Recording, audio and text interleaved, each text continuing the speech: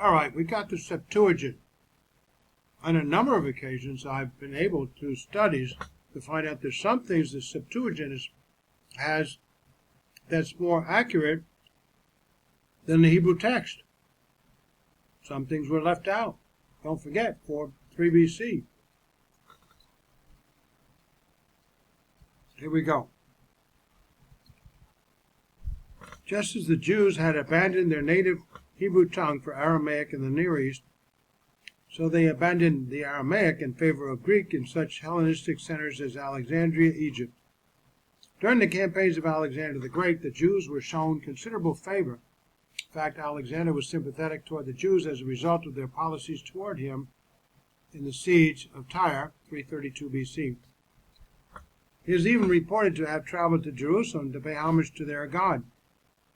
As he conquered new lands, he built new cities that frequently included Jewish inhabitants and often named them, I guess I could fix that, named them Alexandria. Because the Jews were scattered from the homeland, there was a need for the scriptures in the common language of that day. The name Septuagint, meaning 70, and usually abbreviated by the use of the Roman numerals, I think it's the number of people that compiled it, translated LXS, X, was given to the Greek translation of the Hebrew scriptures during the reign of King Ptolemy of Egypt, 285 to 246 BC. F. Bruce offers an interesting rendering of the origin of the name for this translation concerning a letter purporting to be written around 250 BC, more realistically a short time before 100 BC, by Aristeas, a court official of King Ptolemy, to his brother Philocrates. Bruce writes, Ptolemy was renowned as a patron of literature. It was under him that the great library at Alexandria, one of the world's great cultural wonders for 900 years, was inaugurated. The letter describes how Demetrius of Phalerum, said to have been Ptolemy's librarian, aroused the king's interest in the Jewish law and advised him to send a delegation to the high priest, Eleazar, at Jerusalem. The high priest chose as translators 6 elders from each of the 12 tribes of Israel and sent them to Alexandria, hence 70, along with especially accurate and beautiful parchment of the Torah. The elders were royally dined and winded, and proved their wisdom in debate. Then they took up their residence in a house on the island of Pharos, the island otherwise famed for its lighthouse, where in 72 days they completed their task of translating the Pentateuch into Greek, presenting an agreed version as the result of conference and comparison. The Greek Old Testament of the Septuagint differs from the Hebrew canon in the quality of its translation as well as in its contents and arrangement. In addition to the 22 books of the Hebrew Old Testament, the LXX Septuagint contains a number of books that were never part of the Hebrew canon. Apparently those books were circulated in the Greek-speaking world, were never part of the Hebrew canon. The quality of translation in the LXX reflects the situation and provides for several observations. 1. The Septuagint varies in excellence, ranging from slavishly literal renditions of the Torah to free translations in the writings, the third division of the Hebrew Scriptures. A.W. Adams indicates that the text of Job in the original Septuagint is actually 1/6 shorter than its Hebrew counterpart. There are also large variations in Joshua, 1 Samuel, 1 Kings, Proverbs, Esther, and Jeremiah, as well as lesser variations in other books. I guess this testifies to the transmission of the Hebrew text in those days, which lacked organization and accuracy. The cause of the divergence is one of the major difficulties of the Septuagint. The Septuagint was not designed to have the same purpose as the Hebrew text, being used for public services in the synagogues rather than for scholarly or scribal purposes. The Septuagint was the product of a pioneer venture in transmitting the Old Testament scriptures and an excellent example of such an effort. The Septuagint was generally loyal to the readings of the original Hebrew text, although some have maintained that the translators were not always good Hebrew scholars. And the transmission of that text by that time, the ancient Hebrew text from which they had use of, was not that as good as it could have been. Regarding the Septuagint, Paul Enns notes that as a translation it is uneven, but it is helpful in that it is based on a Hebrew text 1,000 years older than our existing Hebrew manuscripts. Moreover, New Testament writers would at times quote from the Septuagint. This provides us with further insight. Jesus quoted from the Septuagint as well, concerning the Old Testament text. As far as the influence of the Septuagint, every page of this lexicon, a Greek-English lexicon of the New Testament and other early Christian literature, shows that it outweighs all other influences on our first century literature. The Septuagint, the Greek translation of the Old Testament begun in about 250 BC, ranks next to the Masoretic text in importance. It was widely used in New Testament times, as may be seen from the fact that the majority of the 250 Old Testament citations in the New Testament are from this version. When the Septuagint diverged from the Masoretic text, some scholars assumed that the Septuagint translators had taken liberties with their texts. We now know from the Qumran that many of these differences were due to the fact that the translators were following a somewhat different Hebrew text belonging to what we may call the Proto-Septuagint family.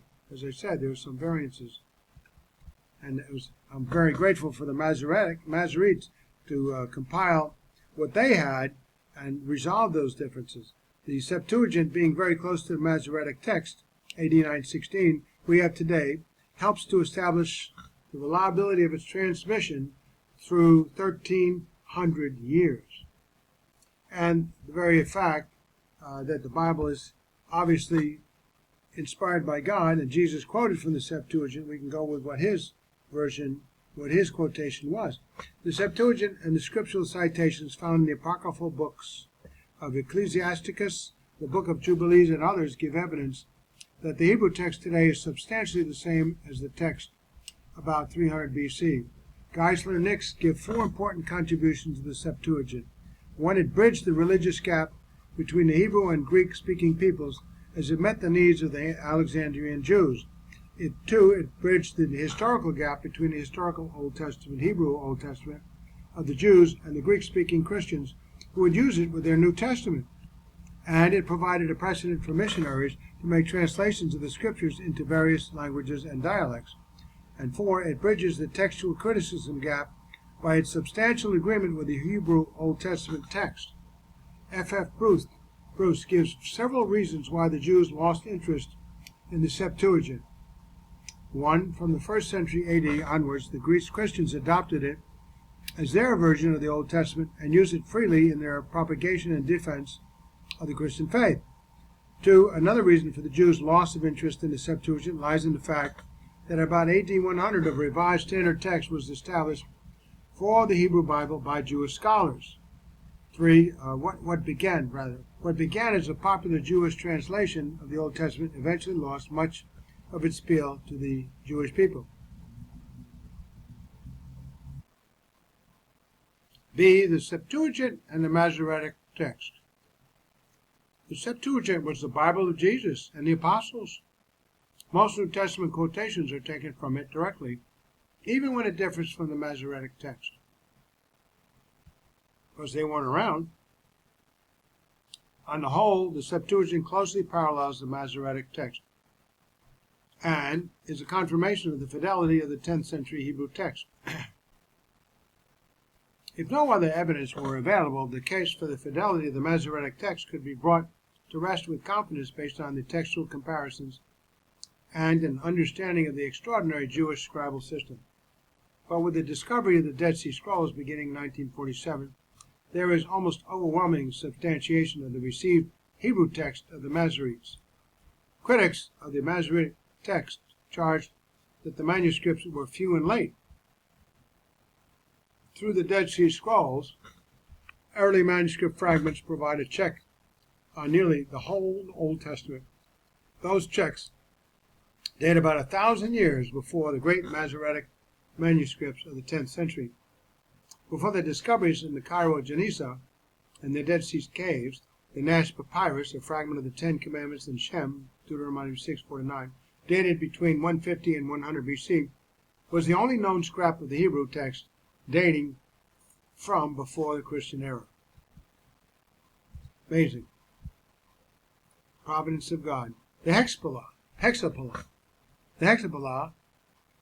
meaning sixfold, done by Origen in the 2nd century, is inextricably tied to the Septuagint. The hexapla, plus writings of Josephus, Philo, and the Zodakite documents, Dead Sea Qumran community literature. Let me just correct this, put an I in there. Bear witness to the existence of a text quite similar to the Masoretic text from AD 40 to 100. We have Origen's hexapla. The work of Old Testament translation led to 4 Greek textual traditions by the 3rd century AD. The Septuagint and versions by Aquila, Theodotion, and Symmachus. This muddled state of affairs set the stage for the first really outstanding attempt at textual criticism, the hexapla, sixfold, by Origen of Alexandria. Because of the many divergences between the existing manuscripts of the Septuagint, the discrepancies between the Hebrew text and the Septuagint itself, and the attempts at revising the Old Testament Greek translations, Origen appears to have settled upon a course. Let me fix this. It's been a while since I've read this. Settled upon a course that would give the Christian world a satisfactory Greek text or of the Old Testament.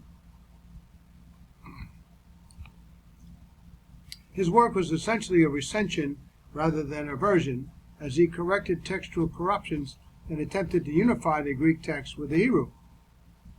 Thus, his twofold aim was to show the superiority of the various revisions of the Old Testament over the corrupted Septuagint, and to give a comparative view of the correct Hebrew and the divergent Septuagint. In this, he followed the view that the Hebrew Old Testament was a sort of inerrant transcript of God's revealed truth to man. The arrangement of the hexapla was in 6 parallel columns. Each column contained the Old Testament in the original Hebrew or a particular version, thus making the manuscript far too bulky to be marketable in ancient times. The 6 columns were arranged as follows. Column 1, the Hebrew original. Column 2, the Hebrew original transliterated into Greek letters. Column 3, the literal, put an R in there instead of T, translation of Aquila. Column 4, the idiomatic revision of Symmachus. And column 5, Origen's own revision of the Septuagint. And finally, column 6, the Greek revision of Theodotion. Although the task was of monumental significance, it is well for the modern textual critic to observe the difference between his own and Origen's objectives.